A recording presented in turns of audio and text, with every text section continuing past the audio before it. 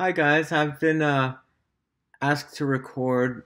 a brief video just to promote the weekend seminar I'm doing September 28th and 29th for the Maryland Acupuncture Society on how to treat trauma with Chinese medicine. So I didn't really go into Chinese medicine with an agenda other than, changing culture as significantly as I possibly could, given my interest and love in the medicine, and I saw that as a great tool for it.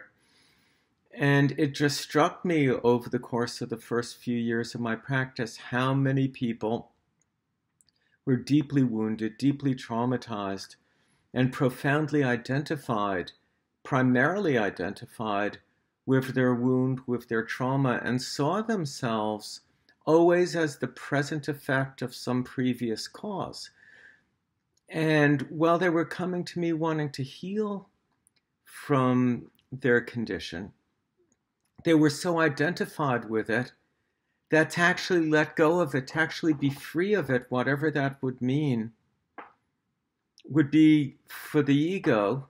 for the sense of a separate self, to die, to not be able to orient itself in time and space. So they always seem to me to be stuck between two competing momentums, one toward a better future and a better self, and another of a deep and profound attachment to their identification as a victim wounded by some past occurrence. So who they were in the moment was always most significantly determined by what had happened to them. And what I found over time is that as people really heal, as they learn to what it really means to be free in the face of their wound and their suffering,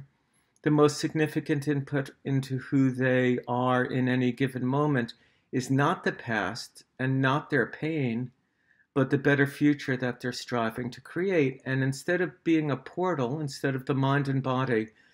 being a portal for the past to continually enter the present, a fundamental shift took place where they would become 51% at least identified with an authentic self, with a deeper and a higher self, and become a portal for the future, the better future they could envision and imagine,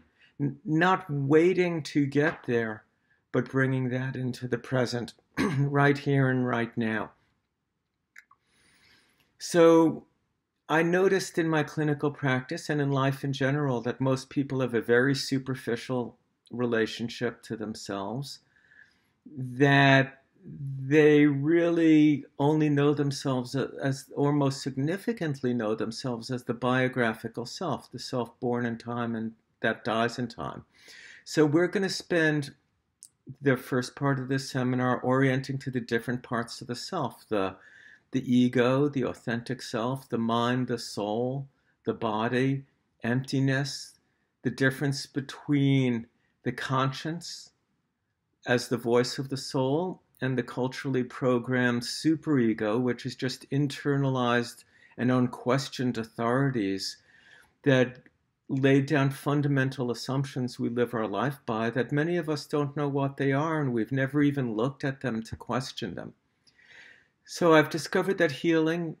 basically involves a primary shift of identification. And we'll look at all this in the context of the Bodhisattva vow, which part of that vow, my favorite part says, "May I be the doctor and the medicine." So we'll look at the integrity of the healer as the foundation for one's capacity to help others heal, and what it means for us as healers to look deeply into our own condition and see past the pain to discover that part of the self and shift our identification to that part of the self, which has never been wounded, traumatized, or victimized, and has nothing to overcome. And it's our shift as healers that make us both the doctor and the medicine, that it's our identification with that unwounded, unvictimized part of ourselves and our own willingness to live with a broken heart that teaches us the humility and compassion to be able to create these changes, engender and empower these changes, and defeat the cynicism about